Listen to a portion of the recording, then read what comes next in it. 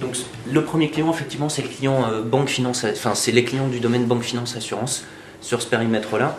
Aujourd'hui, c'est des périmètres sur lesquels ils cherchent plus des économies très rapides. C'est-à-dire qu'ils savent qu'effectivement, réintégrer un serveur d'application, réintégrer effectivement un middleware. Alors quand on pense middleware, en fait, il y a différents chantiers, mais ne serait-ce que par exemple un domaine EAI ou un domaine effectivement de workflow, ça peut leur coûter sur un projet relativement peu, et effectivement le gain d'un produit peut être assez important.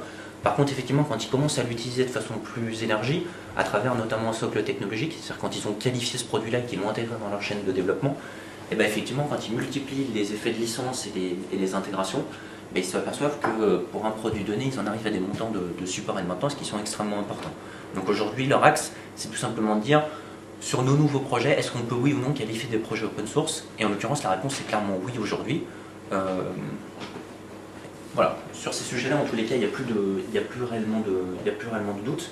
C'est également le cas sur les serveurs d'application, puisqu'aujourd'hui, un serveur d'application open source, il répond en fait à une norme. Et donc cette norme-là, elle permet aussi de dire que tout d'un coup, les applications qu'on déploie sur un serveur éditeur, on peut les déployer également dans le domaine open source. Et ça, c'est une vraie opportunité de gain pour nos clients. En l'occurrence, pour avoir un niveau de service qui est parfois bien meilleur, c'est-à-dire qu'aujourd'hui, les niveaux de service que peuvent apporter des gens comme IBM sur WebSphere peuvent être de très bonne qualité, ou à l'inverse, pour certains clients, peuvent être tout à fait désastreux.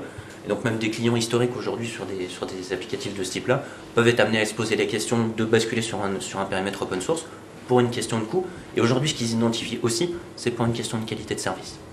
Donc ça, c'est vraiment un point important. Le deuxième secteur, je pense, pour lequel aujourd'hui le périmètre open source est mature et intégré, mais sur lequel aujourd'hui la totalité des offres n'est pas réellement présente, c'est sur le domaine industriel. Aujourd'hui, on le voit dans toutes les box qui peuvent exister, dans toutes les appliances qui peuvent sortir en fait avec des logiciels libres. Aujourd'hui, il n'y a plus de sujet sur la possibilité d'intégrer, puisque en l'occurrence, ces logiciels libres sont intégrés. Là où les acteurs en fait industriels sollicitent le marché en fait open source, en tous les cas c'est comme ça qu'on le perçoit aujourd'hui, c'est très clairement sur la problématique des licences, et qui sont tous à un moment donné ou un autre, où ça va peut-être leur arriver un jour, il va leur arriver effectivement la question de remettre à disposition en fait leur code source, puisqu'ils ont soit patché, soit apporté des modifications sans redistribuer. Et donc ils se retrouvent dans une situation où effectivement la licence, et notamment la licence GPL, on pense au noyau, mais c'est également le cas pour tout un tas d'autres logiciels, dans le domaine de l'embarqué, va les mettre dans une situation juridique un petit peu compliquée.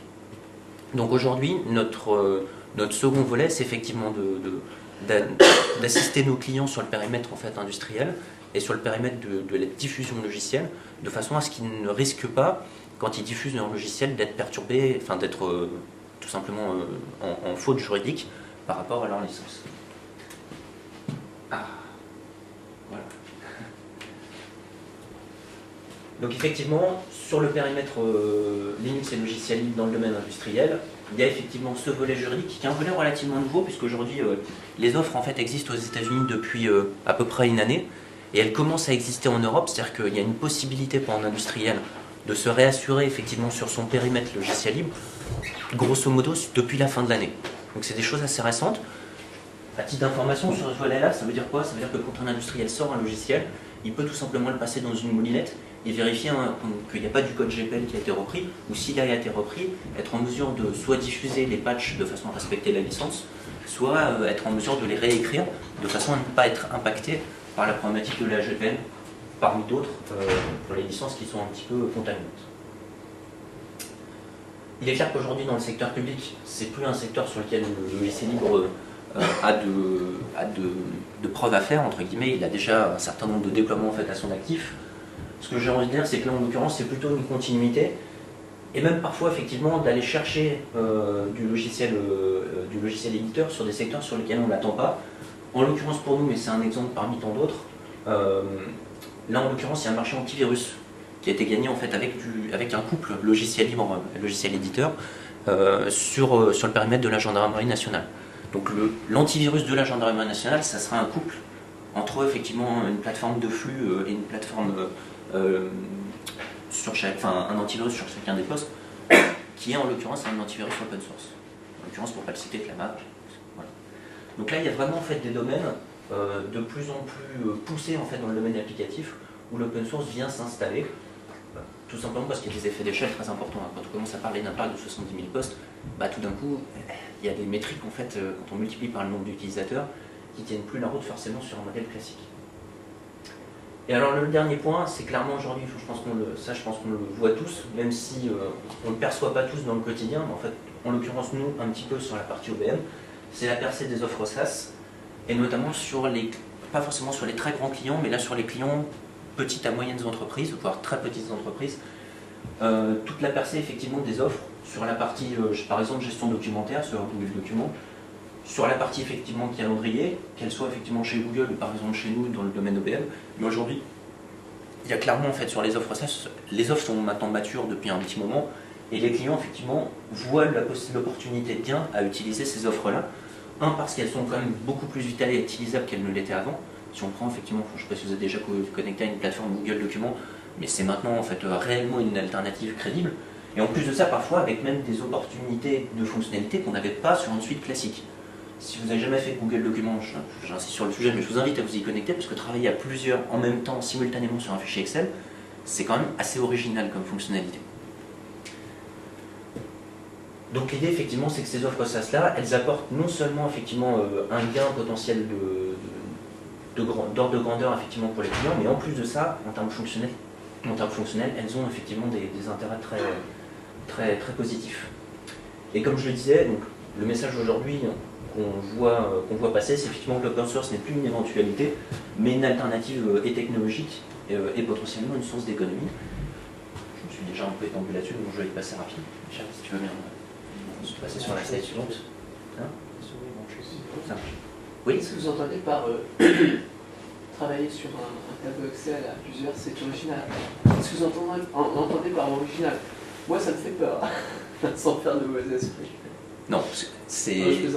Je vous invite, enfin, je sais pas si vous l'avez déjà pratiqué. Non, justement, j'ai pas encore testé. Essayez. D'accord. Mettez deux PC en fait l'un à côté de l'autre. Je note. Okay. Ouvrez un document. Ouais. Et c'est des choses simples. Mm.